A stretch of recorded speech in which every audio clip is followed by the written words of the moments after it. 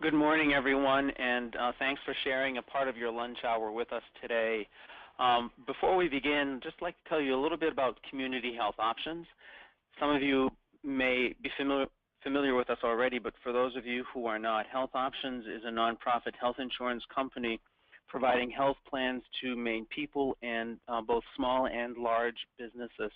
We're located right here in Lewiston, Maine, where all our operations are, and have a call center here on site, as well as a few member service associates in Fort Kent, Maine as well. As a nonprofit health plan, we strive to work closely not only with our members, but really engage in partnerships with providers and other community resources to make sure that our members are receiving the right care in the right setting at the best cost possible for them. I would also encourage you, if you are a small or large group, to check out our plans right now. We do have very competitive pricing. Our plans are available through brokers, or you can contact us directly or through healthcare.gov. Having said that, I'd like to now introduce David Pease, our presenter today. David is the Director of Human Resources at Bangor Savings Bank in Portland, and I'll let him tell you a little bit more about himself and today's topic. So, David? Okay, good morning, everybody. It's nice to work with you. Again, a little bit about my background. I have been working in human resources for over 30 years, and I've worked in a variety of different organizations, from corporate America to healthcare to nonprofit to academia, and now kind of my last two gigs have been with community banks in Maine. But it's very interesting, no matter kind of what industry we work in, and no matter who I'm working with, whether it's employees, middle managers, or high-level executives. I just always find that I can have conversation almost with anyone. It's just kind of my nature to have conversation. But then when you ask people to give you direct feedback, to give you honest feedback, I find that people then struggle. So I think we're just kind of built to be communicating all the time as managers and leaders, and yet I think when the word is you've got to provide constructive feedback to your boss, or constructive feedback to a colleague, or to a direct report, it suddenly adds tension. So again, today we're just going to talk about how to become more comfortable providing feedback and how to do it in a more effective way. And that's kind of what we're going to be doing today. So again, I've entitled it The Gift in terms of providing feedback, because again, if you look at a gift, usually this is something that's kind of unexpected. It usually is something that's positive and brings a smile to our face. And it's kind of, we get excited, right? When we see a wrapped gift, we get excited about seeing what's inside. And a lot of times the gift is something we wouldn't necessarily do for ourselves, but of course, most important, when someone takes the moment, takes the time to think about us and then provides us a gift, it's a really positive thing. And even if it's not a gift we ideally want, the gesture, somebody spending time with you is very important to us, and we feel good. And I believe that the process of giving people open, honest, positive, constructive feedback is one of the greatest gifts we can give as a manager. I've been doing human resources and management now for over 30 years. And I really believe that my greatest contribution, my greatest gift to all the various people I've worked with has been they've known me about being an honest sounding board for them. They come to me for guidance and advice, but they always know I'm going to be able to give them a lot of positive praise about what they're doing right, and they know I'm going to give them lots of ideas for what else they can be doing to improving. And I think, I just find that my role as a leader is about trying to bring out the best in others. And the only way I think we grow and learn is about understanding what else we can work on.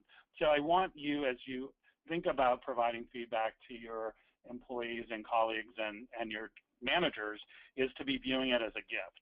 And you should only be providing constructive feedback when you're in a good place and you're doing it to help and to improve the person, and it should never be given to harm or damage a person.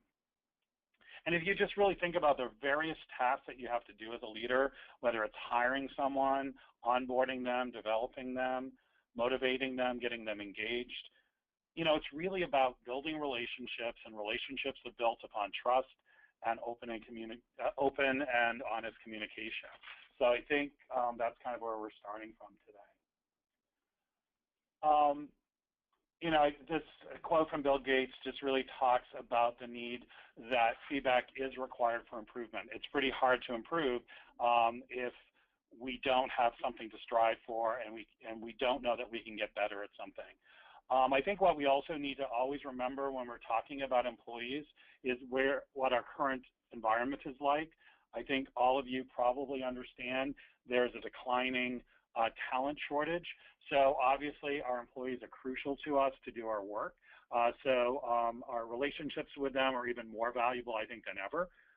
We know that there's declining employee engagement throughout the American workforce. And again, part of it is, you know, we need to be able to talk to folks openly and honestly. And more employees are just asking for more frequent feedback. And we'll get into some of the stats, and we'll even kind of look at the archaic sort of tradition of doing performance appraisals, which are generally done once a year. Employees and people are just asking for more frequent feedback than what we've been doing in the past. So there is a growing gap between the amount and frequency of feedback that employees want and what most of us are delivering as managers. So I want you to keep that in mind. And statistics are definitely backing this up. So Gallup does a lot of employee engagement and satisfaction surveys, and they're definitely telling us that over 60% of global employees are reporting that they are not receiving enough feedback. So 60% of global workers are saying, you know, I'm getting too little feedback from my managers. And there's actually a quarter of employees who are stating they receive no feedback at all from their supervisors. So there's something different between talking to employees and saying good morning and how are things going, and really giving them valuable information. So when we're talking about feedback, we're talking about giving people insight into their performance, into themselves, into how they're being perceived by others, how they're interacting with customers or clients or patients, and kind of where they are in the future. So feedback is not simply interaction. It's about giving people something of value, giving them, again, that gift. So again, if we have that many percentage of people saying they're not receiving too little feedback or not receiving any feedback alone, our employees are our number one priority, which most organizations state. Employees are our number one asset, our number one resource, our number one strategic initiative, our number one priority. But if employees are telling us otherwise, I think we need to kind of look in the mirror and say, are we really taking care of the employees the way they want to be taken care of? And then I think another stat that I pulled out was from the World at Work website. And I think what's very interesting here is that 51% of workers who completed this survey indicated that they are not getting enough constructive feedback. So I think one of the big fears for us as leaders is that if we give people constructive feedback, they're going to get upset, we're going to demotivate them. And actually, you know, we have almost half of the workforce who are saying, please give me more constructive feedback. I want to get better. I want to improve. I want to be the best I can be. And again, the only way we can be the best is if we keep breaking through things we're already doing well, that we can do it at a higher level. So I do want you to just understand there are stats that clearly indicating that people want to get the feedback.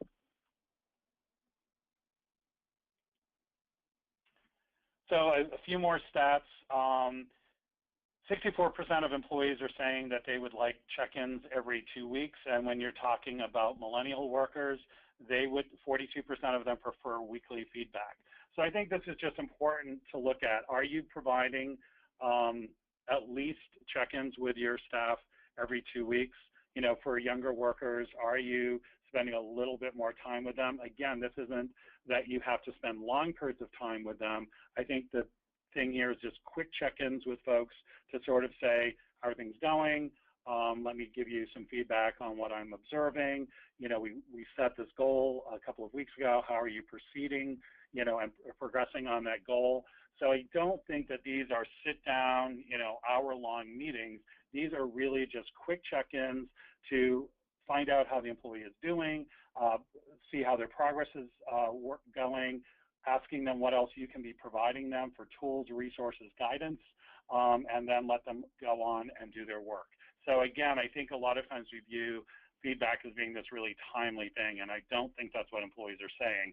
They're just looking for more frequent check-ins, and they're just asking for a little bit more direction and specific information about how they're doing and where you want them to head. So I think what we want to do is immediately get into, so why aren't we doing this? If we know employees want frequent feedback, if we see these high percentages of employees who are not getting the level of feedback that they want, why aren't we doing it as managers? So I think we want to get right into it. Again, of course, as managers, we're all busy. And that's going to be our excuse all the time when we're not doing something. We're too busy to do this. So we want to talk about that. Again, I think there's a lot of concern about if we give constructive feedback, especially, we're going to upset people. We're going to throw people off. We're going to potentially have them leave the organization. A lot of managers believe this is more of a touchy-feely and an HR kind of thing rather than their jobs, as managers. But I think you all know, if you've been in management for any period of time or see the role of the contemporary manager, our role has really gone from kind of supervising workflow, which again is part of what we do, to more about being a coach. The work has changed, I think, significantly in management over the last 30 years that I've been involved, and our work now is about coaching. So coaching is not an HR thing and is not a touchy-feely thing. It is now a requirement to be a successful manager in any industry that's currently operating in the United States. Manager as coach is important. So let's just talk about some of these concerns and really get to the truth of the matter. So again, we don't have enough time. Obviously, one of the biggest challenges with, I think, all employees today is we never have enough resource for all of the demands that are asked at work. So it really is about prioritization of how we do work. And I would say, if you don't have time, how much time does it really take to give somebody a positive praise for something, positive that a customer or colleague gave you, or to give people direction, or to just check in with people to understand what else they need to move to the next step of, stage of their project. This usually takes 30 seconds to 5 minutes. And a good rule of thumb that I try to use when managers are saying, well, how much time should I be spending with my employees and on people-related matters? And I think it depends a lot on the organization and the expectations that are being set for managers in organizations. But I would say that between 10 to 20% of a manager's time should be spent with their employees. I would like to see them spend the 20% of their time rather than 10%. But this is really about spending quality time with your employees to develop them, to talk to them, to coach, to guide them, to set goals for their jobs, as well as setting goals for future jobs. This is also about identifying future talent for your organization and looking at other things you need to be doing to advocate for your employees. So whether it's compensation or putting together plans for promotion, it's that to me would all be people time, and again, I would recommend spending approximately 10 to 20% on your people. So if you're not spending that amount of time, you really need to look at how am I spending my time, and can I change things to spend more time with people?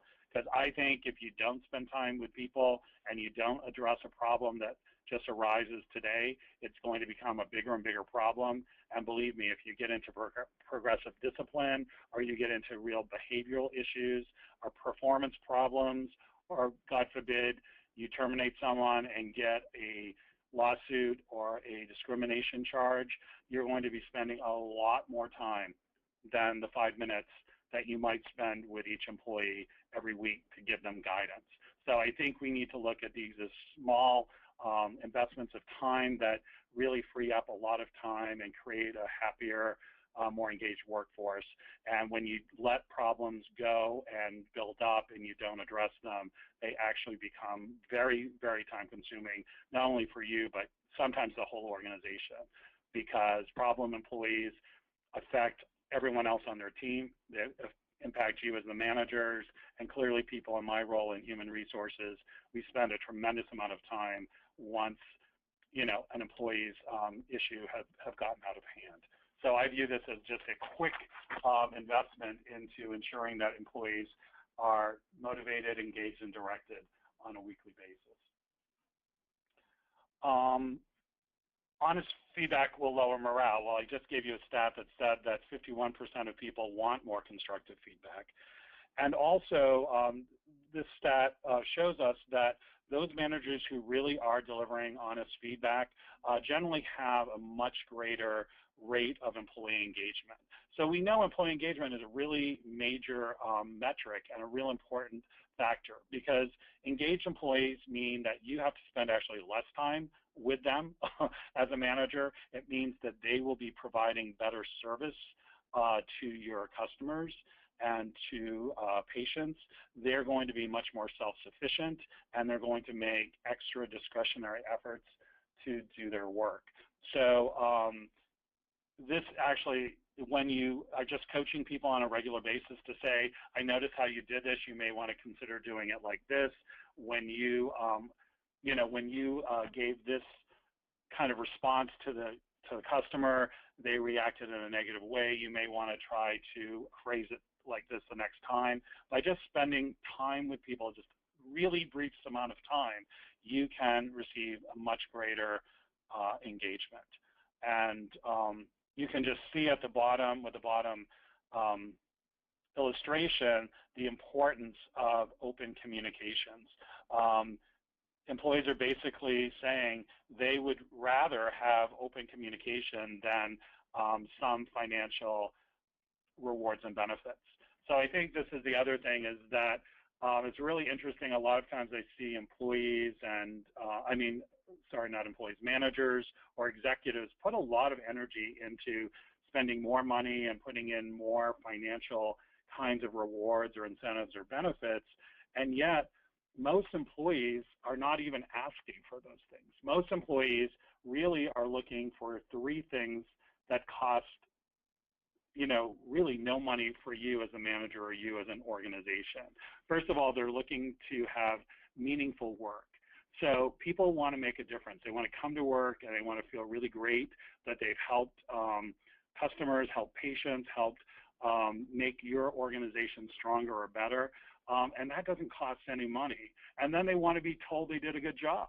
And that is just really about appreciation and recognition. Yes, of course, the nice rewards or a nice little bonus or a nice, gift, financial gift is always nice. But really what people are wanting is just appreciation and recognition that they're doing a good job. And then finally, the third thing that people are really looking for is they just want to have a voice. They want to have a voice in the decisions being made within their department or within your organization. So all of those things, meaningful work, appreciation and recognition, and having a voice, those cost you nothing.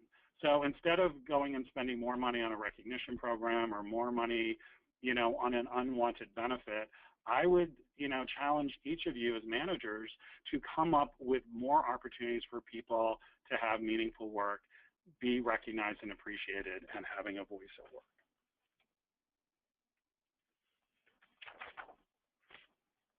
I think sometimes we feel that if we're spending a lot of time on feedback or, having meetings with employees to talk about their careers or their future or their performance, that we're actually, reducing productivity. But, again, I would say, how do we make employees more productive? It's about setting clear expectations. So a big part, that I see where there becomes problems at work is when the expectations of a manager and employee are different. And I think by just having open and honest communications about what are expected in the job, what needs to be done in a department or for a specific job, or what we need from a specific individual, that is going to save so much time and aggravation, and we actually are then being a great coach because we're guiding people and we're showing them the way, and we're kind of helping them clear up and prioritize their work. And as we already said, not only are you all busy at work, but so are your people. So a lot of what we can do as a coach is about helping employees prioritize the most important work and spending less time on the things that really aren't value add to your organization, your department, or to your clients or customers. And again, the kind of feedback that we give is very important. It's not about the volume of feedback, it's about directive, specific, and concrete feedback so that both you and the employee know that they're heading in the right direction. So this will actually increase productivity if you're doing feedback in a positive way. And I think, of course, we're always concerned that if we're truthful and honest with people, especially if they're having a deficiency in their work or they have a behavioral thing that's impacting their work, that this will demotivate them and potentially reduce and potentially increase turnover. But as we can see, actually when we implement regular, ongoing, more frequent feedback, turnover rates actually improve. You can see about a 15% reduction in turnover. So what a cost savings. So if you're really looking at wanting to save money for your organizations, if you can reduce your turnover by 15%, that's significant savings. Plus, you just have longer tenured employees who are more engaged. Your customers and clients will know these people. And again, this is probably one of the best things you can be doing is if every organization could reduce turnover by 15%, it would be significant. So feedback can actually help you with that, not harm you. So, the final kind of excuse or reason is, we've never been trained in giving feedback. So I would say this may be a legitimate issue. I think a lot of organizations don't provide good training in feedback. They may not provide a model that an organization works on no matter what kind of feedback you're providing. And that's one of the things that I do in the organizations I've worked at, is I usually establish a feedback model that we can all have kind of common language and a common use. So when there is a breakdown of communication, no matter if it's at the executive level, the middle manager level, the employee level, or between levels, by just going back to that feedback model and making sure everyone is open to giving and receiving feedback does seem to get through things. So I do think that organizations may be able to provide a little bit more guidance to you all, but I would also say that I don't think we need to be trained, because generally our employees know when there's a problem, right? It's always a good indication for me as an HR person when I hear that an employee is having a performance problem or behavioral problem, and the manager usually comes to us after it's been going on for months and months and months. And if I go and talk to the employees that work with that individual, usually they have identified it as being a problem sometimes sooner than the manager does it. And the other thing is most employees know when there's a problem, but if you don't address it, they're going to keep doing what they're doing. So I think although there's probably more training that we can all do, I think we all know how to communicate, and we all know how to provide guidance and directions to people. So I think it's more than training. I think we're fearful sometimes of it's going to become, it's going to create conflict, or it's going to get somebody upset. And I think we're more concerned about the potential conflict rather than truly being able to just talk to people we work with every day. So let's just talk a minute about conflict. So how do we respond to conflict? I mean, everyone knows about fight and flight, right? So we're afraid that if we are really constructive and tell someone that they have a behavioral issue, that they are being negative in the workplace, or they're being disruptive in the workplace, we are very concerned at times that somebody may fight and really be defensive and to get upset, or we know that some people are just going to avoid everything and won't even want to talk to you and have a two-way dialogue. So both of these things are not ideal, right? I mean, we are human beings, and this is how we deal with conflict a lot naturally. And I think, you know, what I like to try to do is turn fight and flight into insight. So as I stated, if I'm offering you constructive feedback and I'm doing this as a gift to you to be a better manager, to be a better performer, to achieve what you're trying to achieve professionally, I believe that this is my gift, and I need to sort of say, you know, I know that you're looking to be a manager in this organization. I want to let you know that I support you. I see a lot of great traits and qualities that you bring, that you could bring to a leadership role. However, right now you are getting really combative with colleagues when they don't do things your way, and I think we need to really work on that. So I want to spend some time with you to work on being more collaborative and making sure that not only are you expressing your point of view, but you're allowing others to express their point of views, because that's going to be required to be an effective leader. So again, I think if you're trying to provide insight into what someone's doing and how it may be preventing them from what they're trying to achieve, I believe you can alleviate, you can't eliminate it, but you may be able to alleviate or minimize the fight or flight with conflict. So again, you know, I think we just need to remember fear has two meanings. One is that you forget everyone and you run, or you face everything and you rise. So there's always going to be conflict. You can't avoid conflict as a manager. I spend probably 25, 30% of my time as an HR leader on conflict between individuals, or, you know, just conflict within a culture of something not fitting within a culture or within a process. And again, I have found that when you address things, you know, when you direct them, you know, address them directly, you address them timely, you are honest with people, you ensure that everyone gets to have a point of view and express how they're feeling and what it's doing to them.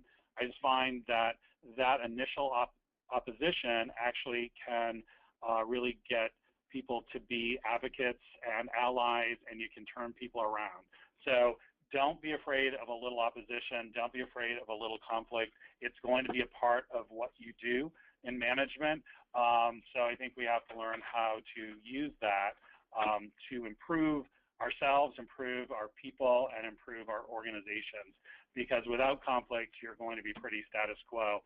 And of course, you know, innovation is all about getting into the discomfort zone, and where all organizations are being asked to be more innovative in their approaches to employees and to customers. So again, let's just recap that the primary role of oops, I just moved forward, I apologize for that. The primary role of a manager or leader is to help each employee to reach their maximal potential and their maximal performance and their optimal potential. So again, every day that you wake up, every day you start your job off as a manager, I want you to just kind of think about this. What am I going to do today to help all of my employees to reach their maximum performance ability or their optimal potential? And I think if we really are looking at how do we help rise each person to their best, remembering that each of us has a different level of best, all of us can't be the same. Our job is not to create clones or robots. It's about getting the best from each person that is on our team. I think that you'll see that feedback is really essential to helping people be their best, because they, again, need direction and honesty from you as the manager. I put this chart up because I think that if you're going to become good at giving feedback, I would say that the first thing you have to do is become good at receiving feedback. So I would ask each of you to kind of just take a minute and sort of say, how do you receive feedback? When a person, a boss, a coworker, an employee provides you honest feedback about how you're performing or how the work that you're doing is impacting them both positively and negative, how do you react? So I want you to think about both of those things. Feedback is both positive and negative. Actually, I would say that if you really want people to listen to your constructive feedback, you better have given them an awful lot of positive feedback before that. I really try to make sure that I kind of look at ratios. I try to make sure I praise employees about 3 times before I give them constructive feedback, because some people will only hear the constructive feedback. But I've found that there are employees who both have difficulty time taking constructive feedback because, again, they want to come across as being perfect. They want to come across as having no vulnerabilities.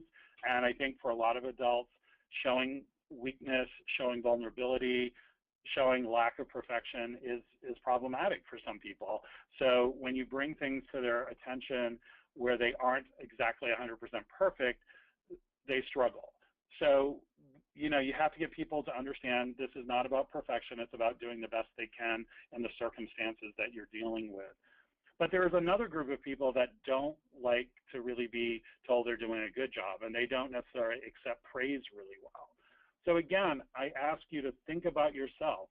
When someone praises you, both personally or professionally, do you accept their feedback? Do you feel good about the feedback, or do you feel uncomfortable? And do you feel like you're being kind of put on the spot, or being spotlighted? And so again, understand that from employees. Some people can receive one kind of feedback, not the other. Ideally, what we want is to be able to receive both praise as well as constructive feedback. And to me, when you're really effective at receiving both kinds of feedback, then you're going to be more credible with your employees, right? If they give you constructive feedback and you react negatively, what do you think they're going to do when you give them constructive feedback? If you say, oh, shucks, or no, don't bother when they're trying to praise you or say a good job, they're not going to necessarily think you're genuine when you're giving them positive feedback. So it's really important that we model that which we want to do. So let's kind of look quickly at this. I think as I said, before you give feedback, you need to be viewing this as a gift. And a lot of times we can get frustrated or angry with especially employees who kind of repeat bad behavior or we can continue to repeat things to them. And a lot of times I've seen managers in anger say really negative things to employees. And that, if anything, just damages the relationship. That kind of feedback is not feedback. That is not constructive feedback. The key word there is constructive. The feedback should be given to help the person. It should never be given to harm the person. If you are in an emotional state, if you are angry, if you're just tired at the end of the day and you're unable to provide feedback in a really genuine, authentic, and constructive and positive way, then you should wait until the next morning before you deliver it. So always kind of check yourself before you provide feedback. Why am I providing the feedback now? Why is it important? Will I be able to deliver it in the manner and in the content and context of what I'm really trying the person to receive it? So you always want to think about the receiver in terms of how you frame your words and what you're going to be providing. A lot of times, managers just jump in and just start giving people feedback. And I think just like what I just said about us as managers, sometimes we are not in the right spot to provide feedback at a moment. We need to ask permission from the employee. Maybe they're having a rotten day, and giving them the feedback right now after a rotten day may not be the right timing. So I think always saying, I'd like to provide you some constructive feedback on your performance. Do you feel okay about receiving it today? Do you want it later in the day, or would you prefer tomorrow? You don't delay it forever, but sometimes people may be in a better place to accept feedback. So I think always asking for permission and understanding where the person is at a moment is important. I think the other thing, especially if we're dealing with a problem employee, someone who's struggling with lots of areas of performance or job, I think what we want to do is we want to kind of say, these are the 10 things that, aren't working. And let's face it, if you were suddenly told 10 aspects of your job were subpar, that would be overwhelming to you, and you wouldn't really be hearing the most important message. So I really say to managers, make sure that you do this in small bites. If there's 10 subpar issues, you're going to have to address them over time, but you don't need to address them now, right? Today, this moment, address the top, 2 or 3 issues, no more than 3.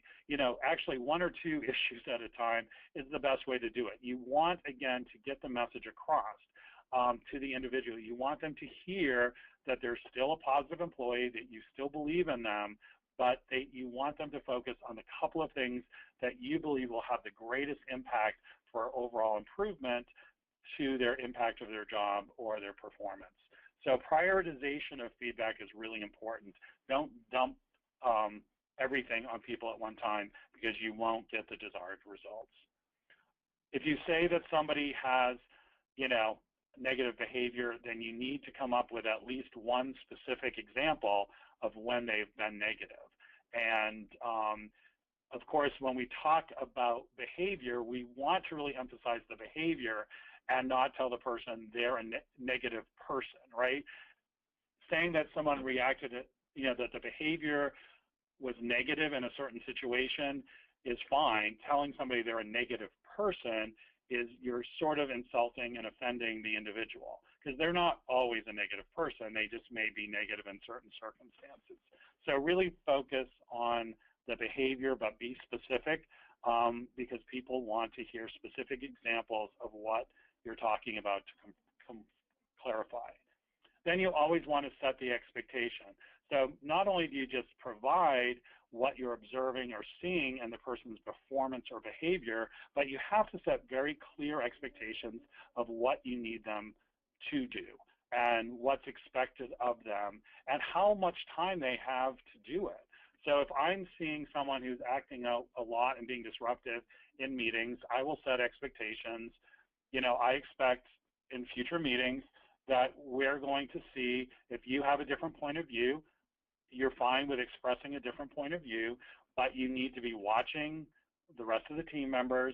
You need to make sure that you succinctly tell the group what your opinion is, and then you need to allow others to express their point of view, and I expect that at our next 3 meetings. And if I see that you're not allowing others to speak and you're being belligerent, then we're going to talk more about it. But my expectations is to allow others to express themselves in a staff meeting, for example. So set expectations and set some kind of time frame that you expect them to do it. And then receiving feedback, just remember, when you're receiving feedback, really your intention should be listen to understand, not to respond. I think our biggest issue as adults is we're so intelligent and we're so good at coming back with a snappy response when somebody gives us feedback. And I think we spend so much time about how do we respond to this instead of just trying to understand, what is this person trying to say to me? Why are they telling me this feedback? What am I doing to potentially harm others or making people feel bad or just not being clear to people? Try to really listen to understand when you're receiving feedback. So then I think the other thing is just, this is very simple stuff, but it's really important. Obviously, if there's a performance or a behavior at work that is distracting your team, distracting clients, distracting you, distracting the employee from doing their core work, what you're trying to do is to eliminate or minimize that behavior or problem. As you're doing that, though, you need to understand you need to always maintain the esteem and the well-being of the employee. So I have had lots of conflicts or been involved with lots of employee conflicts over the years. I've had to terminate a lot of employees over the years. But what I've always tried to do, no matter how heated, how problematic a situation is, I always attempt to ensure that the other person understands that they're a good person, they're a caring person, but something about their performance or behavior is not working in the organization. And so it's really important to no matter what the outcome to be, that that person kind of leaves knowing that you believe in them, that you trust them, and that you respect them. And I've had so many people that have been terminated, that I was involved in their termination, who've come back to me years later and saying, thank you so much for being honest. Thank you so much for letting me have a voice. I now understand why I wasn't a fit for this organization or this job, and now I'm in a really great job or a really great organization. So thank you so much for believing in me and for being honest with me. So I think that's really the desired outcome, is no matter what happens with the employee, is that their esteem and their self-confidence remains intact. The other thing you have to understand when you're managing an employee situation or problem is that it's not just the individual that's impacted, it's the entire team. So you have to handle situations quickly. You need to understand that people are watching how you treat that employee. They're going to potentially hear stuff from the employee about things you've said or done. So you really want to be very aware of how, when you're handling problem situations with employees, how it impacts other team members and how it impacts other coworkers. And in some cases, depending on how the employee is not accepting the feedback, it may impact your customers or your clients or your patients. So just kind of be aware of that, I think, as you're addressing this, is if it's a problem, you've got to minimize or eliminate it. While you're doing it, though, maintain the self-esteem and self-confidence of the employees, and make sure that this problem doesn't become a bigger problem by getting more of your team or customers involved in it. So I want to just provide a couple of models to you. I think these are really great models. I use them personally, I use them professionally, but there are a lot of other models if you don't like this one. But I think these are just really good things that I share even with applicants. So when applicants come into my world, I do talk to them about, we have a very open environment of feedback, that they will get a lot of praise and positive feedback from me, but they will also get really honest feedback on how they can get better. And everyone sort of says, oh, that sounds really good, because they're hearing he's going to give me praise, which I give a lot of praise. But I can tell you, I've hired some really high-level managers who've worked for me, who, if they've come from other organizations, they're kind of shocked about how direct I am and how quickly I get to areas that need to be improved upon, and how kind of persistent I am about an area that I think, especially as managers or leaders, I believe that they need to have a certain level of ability to inspire and positively affect the employees within a division or within a team. So I believe in sharing these models right from people from before they even start, on the first day they start, and reinforce this on a regular basis with them. So the model I'm using today for constructive feedback is just kind of called the beer model. And so this is more constructive. So basically as I said, we're not going to focus on the employee. We don't want the employee to feel bad, but what we're going to talk about is the behavior or the performance area that we're concerned about. So this is a conversation. This isn't when it's become a huge issue that you've been watching and observing this for 6 months. This is when it becomes, when you keep seeing it as a repetitive problem. It can be after you've seen it 2 or 3 times, then you want to have a conversation. It's simply a conversation. You're not getting into aggressive discipline. You're not giving up on the employee. You're not going to terminate the employee. You're simply giving them the gift of feedback to help them minimize and fix a problem, behavior, or performance issue. So that's all we're trying to do, is to sort of to identify a behavior. And I'll go through just an example of what this might look like, but I'll go through the model first. So the B stands for behavior. The second thing is, with the behavior that you're observing or experiencing, what is the impact? What is the effect that it's having on the team, on coworkers, on your customers? So again, because of this performance or this behavior that is not up to your expectations or standards, how is it impacting and affecting others. So that's what the E stands for.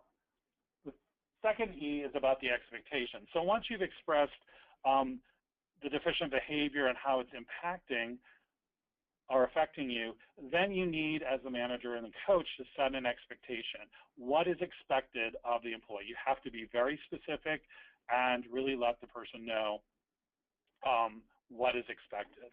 And then finally, the R is the result. What's going to happen? So if the behavior is corrected, what is going to occur? And if the behavior performance deficiency remains, what is going to happen?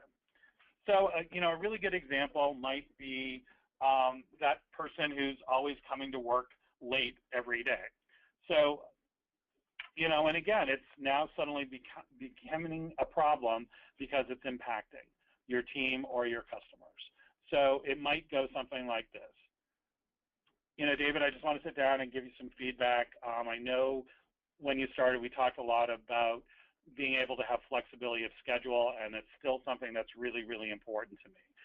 But as you know, our phones begin to open up at 8:30, and your actual starting time is anywhere between 8 to 8:30, but you've been arriving, on average around 8:45 every day, and you're putting an unusual amount of pressure on your colleagues who have to pick up all the phones.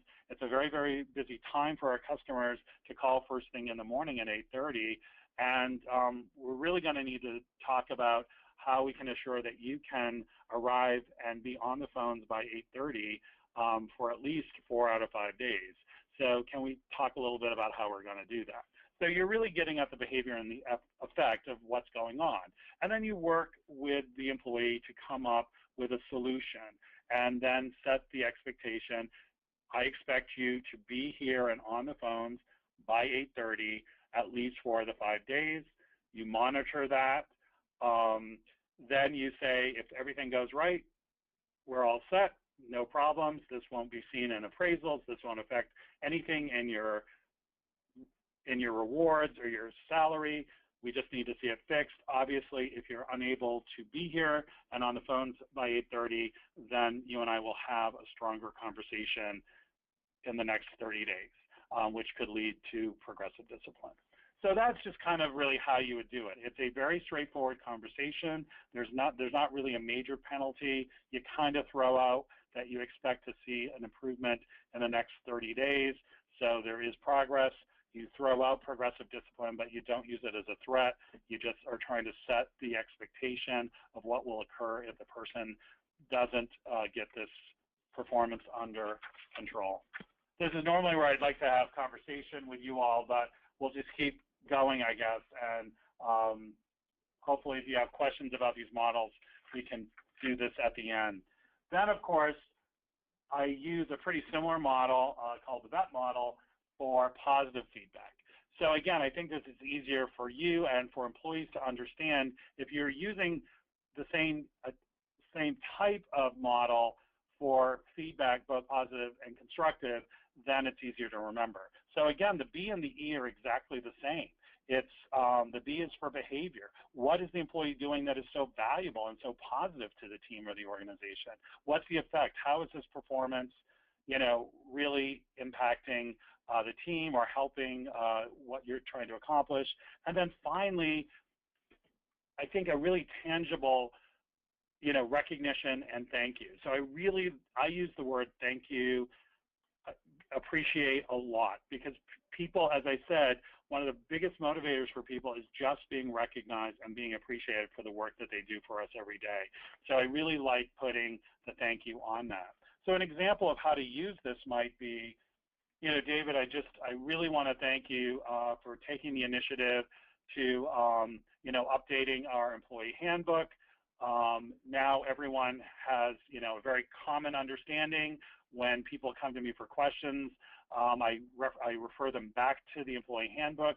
Now people are becoming much more knowledgeable about the work rules. I just want to thank you so much for understanding that this was a need for our team, and I thank you for making such a positive contribution to making this a much more engaged department. Thank you so much. So that's, again, an example of how you would use the BET model to give someone positive feedback. So I would really encourage you to make sure that every day you are providing lots of positive feedback to your employees, but I would also encourage you to use the VEER model in terms of giving some constructive feedback. So again, I'm just going to kind of repeat some of the stuff. Here's some just feedback do's and don'ts. So again, it just talks a lot about focusing on the situation and the behavior for the do's, and the importance of our body language and our importance of our voice. So it's really important that, you know, we're sending a single message. And one of the things that I see occur a lot is people may deliver the words, but then their language may say something different, or they'll deliver one message one day and kind of a slightly encouraged message or discouraged message, you know, a day later, and it's very confusing for employees. So understand that everything you're saying, doing, the way you're treating employees is part of the message. So it's not just when you sit down to give them a constructive feedback. Every day, the way you're interacting with them, the way you show concern and interest and empathy and understanding of them and knowing who they are and treating them with respect, it's going to just be so much easier when you have to provide some of that constructive feedback. And then some of the don'ts is, don't assume. A lot of times I'm given situations and I get one side of the story, as I call it. It's one side of the story. So I listen to that side of the story, and then I go to the individuals who are involved, and I'm saying, I've gotten a report, I have someone who has a concern, I'd like to bring it to your attention, I'd like to get your feedback on what's occurred. So don't ever make assumptions or take sides before you've heard everyone. And it is, you know, I think it's human nature to be judgmental, but I think when we do this work, we have to try to really respect the differences and how we're all different. And we don't all react in the same way. We don't all behave in the same way. And I think we just need to make sure it's fine to set high standards and high goals of performance, but we have to be very careful that we're not asking people to be somebody they're not. I think one of the things I'm doing a lot of work on right now in my current organization is about allowing people to be authentic and yet still meet high standards of work. So I think there's a really fine balance there. So I think a lot of times our own biases and our own ways of believing how to behave or perform sometimes get into the ways of simply setting high standards and letting people do it in their authentic way.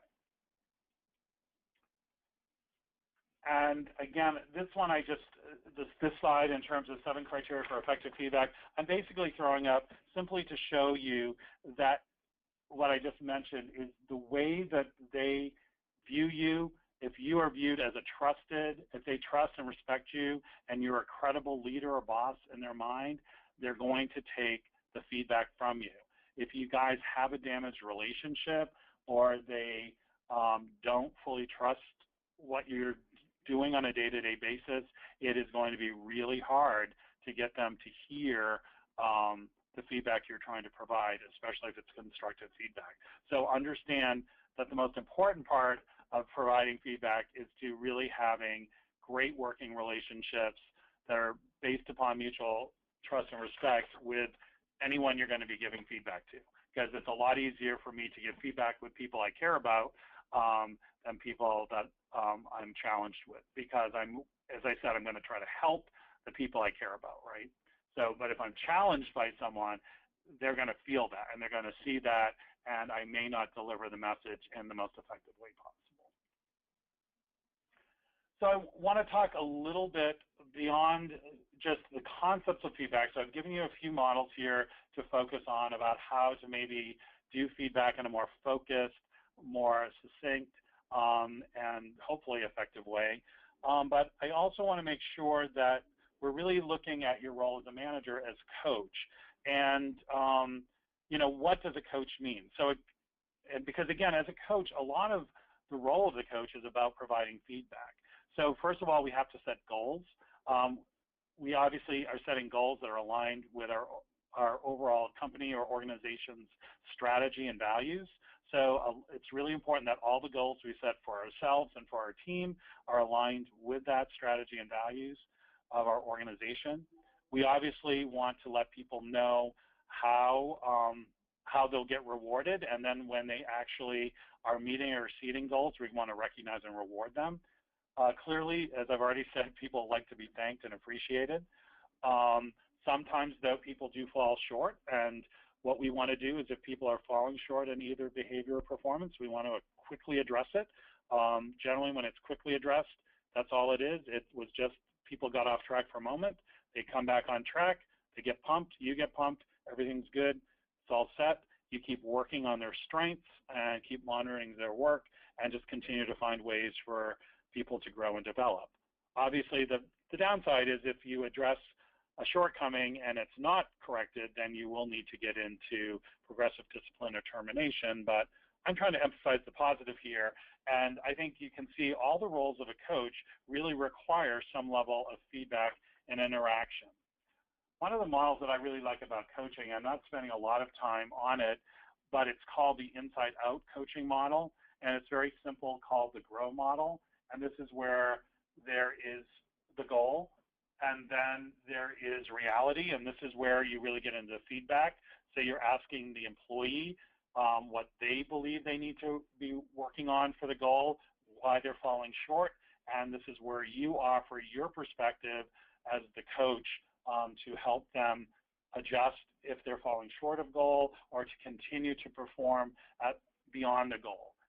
Then options, these are, again, alternatives and things they can work on to continue to expand and to exceed the goals, or if they're falling short, things they can be working on to try to get up to the expectations, and then just monitoring wrap up for GROW. So I'm not, again, spending a lot of time on this, but this might be a really great future topic for you all to talk to about different coaching models and how you can use this to bring out the best in people, to get their performance at the highest levels. We just don't have enough time today.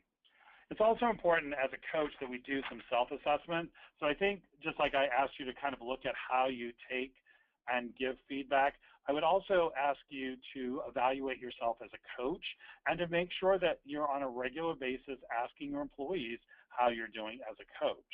So what I generally tend to do is just ask some basic questions. You know, what am I doing in my coaching and in my management of you that you like? And so we start with that. So hopefully people will give you some positive feedback. What are some things I'm not doing right now that you would like for me to do? What else can I be doing to help you be successful? And is there anything I'm doing that you really don't like about it and you'd like me to stop doing it? So I think it's really about, what do you want me to continue? What might you like, you know, for me to start doing as a coach, and what things am I doing currently as a coach that's driving you nuts, and bring it to my attention and seeing if I can modify it, if I can, to ensure that, again, I'm adding and enhancing each employee's performance and each employee's performance level, and not getting in their way, not micromanaging them, or not taking them off from their focus and their priorities. And again, we wouldn't, you know, without a big part of giving feedback and being a coach, and we're going to get into a minute into performance management, all of this really relies upon SMART goals, right? If you aren't concrete and specific with people, if they're not clear on what you want, this is where some conflict actually arises. If you have one expectation, they have another, and you're not on the same page, this is where a lot of work conflict actually arises. So the more specific you are with a goal, if you're both able to measure the results of the goal, all you're really doing when you're having a conversation with the employee is just to verify that they're meeting the goal. But if you give them very specific and measurable and time-specific goals, they're going to know that they've met the goal, right? So ideally, SMART goals are just going to help the individual know that they're doing what you expect, and your meetings are very quick because you're just simply confirming, hey, you are meeting all of these goals we set for you. So always remember SMART goals. I'm sure most people are aware of these, but I just think it's always important to talk about them when we're providing feedback. The more specific, measurable, and time-bound they are, the better for everyone. So I want to just kind of end today's session with performance appraisals. And I think probably you already experienced this as both an employee and as a manager. Most people don't like performance appraisals. And they're just something all organizations do, and some HR people like myself love them and some hate them, but for whatever reason don't seem to be able to fix them. I've basically, although I've seen a lot of different kind of forms and models in the 30 years I've been doing human resources, they're all pretty similar in nature. They feel like evaluation, they feel like a report card, they feel the emphasis seems to be on completing a form and getting a score.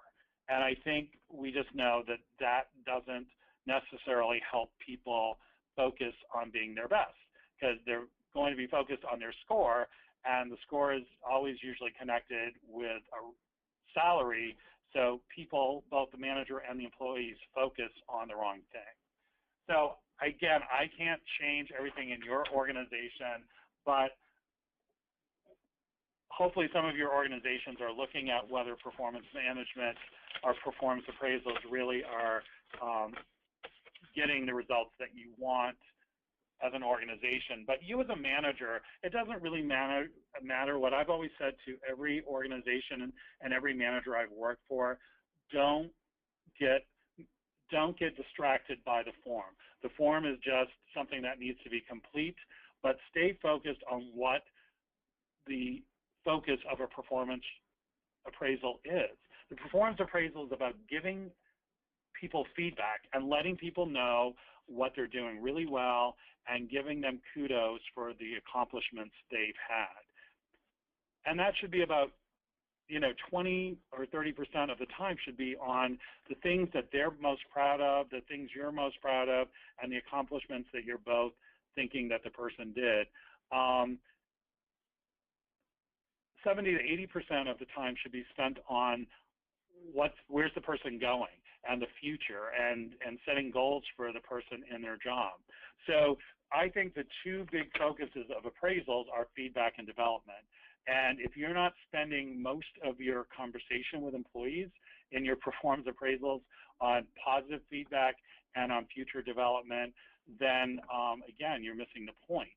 People just want to know, how am I doing? What else do you expect from me? I try to create, making this about them. I mean, people's performance, it's your performance. If you're my employee, it's your performance.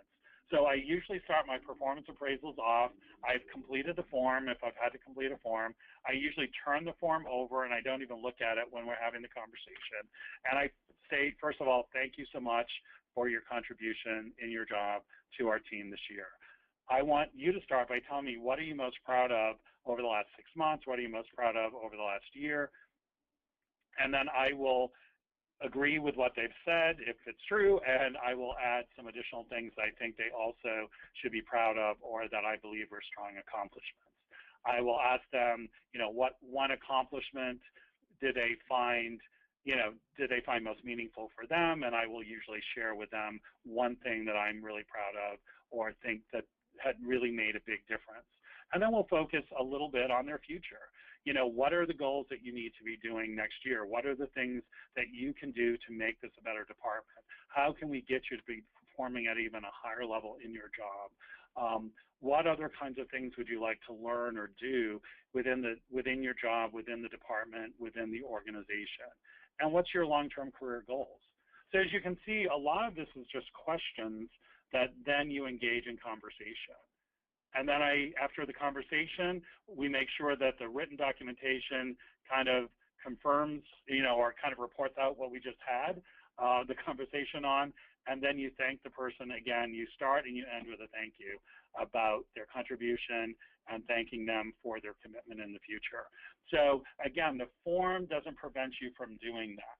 The form is just something to complete. We as the managers need to understand, why are we doing performance appraisals?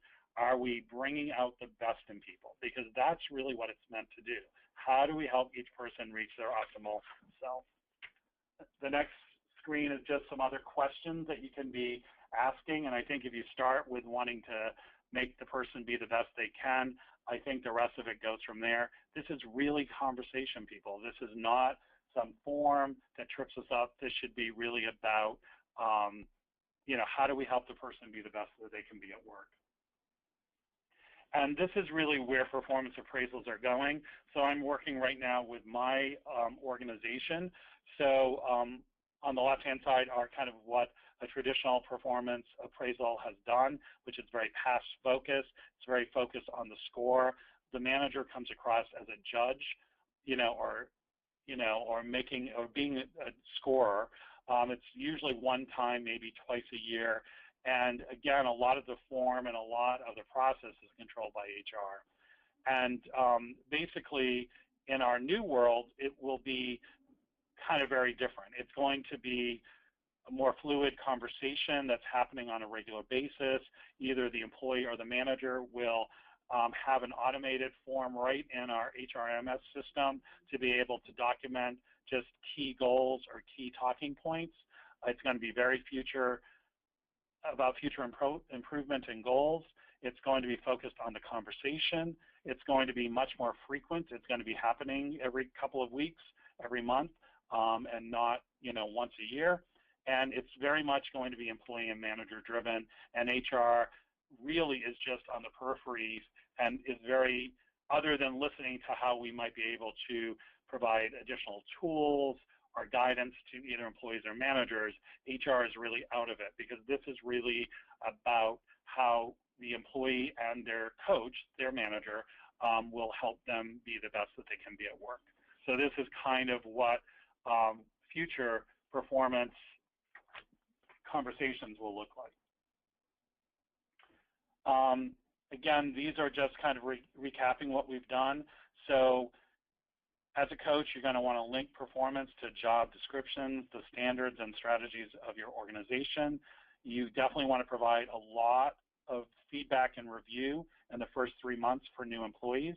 If you've got a problem, if you hired in a problem, you better take care of it very quickly before they become entrenched in your culture. If somebody is amazing and doing phenomenal and can be a superstar in your organization, how do you accelerate them quicker and integrate them quicker into your organization?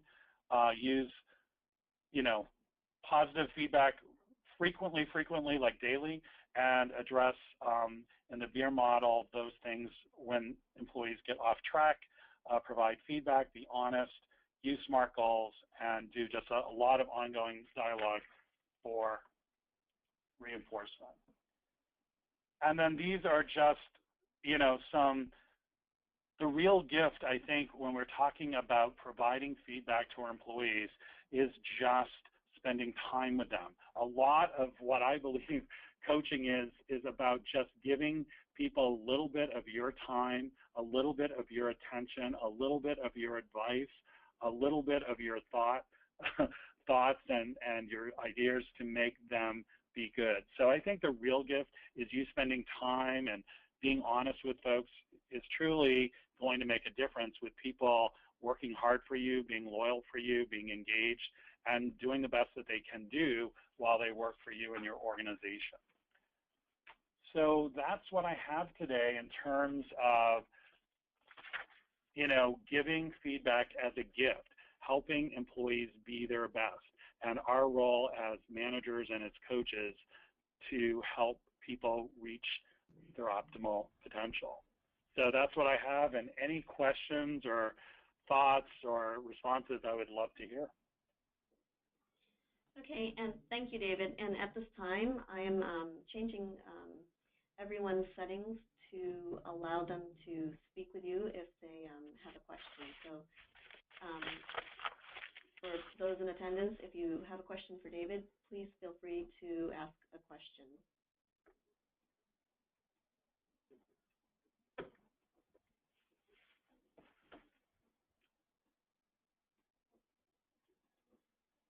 So no one has any questions? Wow. That's not good. Again, part of this is about conversation, and part of this, again, this is kind of hard training for me. Anyone that has ever seen me present know that it's very much about having dialogue and getting people engaged, because I feel that my role is not really the teacher, but more of as a facilitator. I believe each of you has as much knowledge and insight as I, so I would love to hear your thoughts or any examples of where feedback has really benefited you or your people, or situations where it didn't really go that well. Right, and if anyone's having issues with their audio, please also let me know so I can fix that for you so that you can interact and ask questions if you would like to.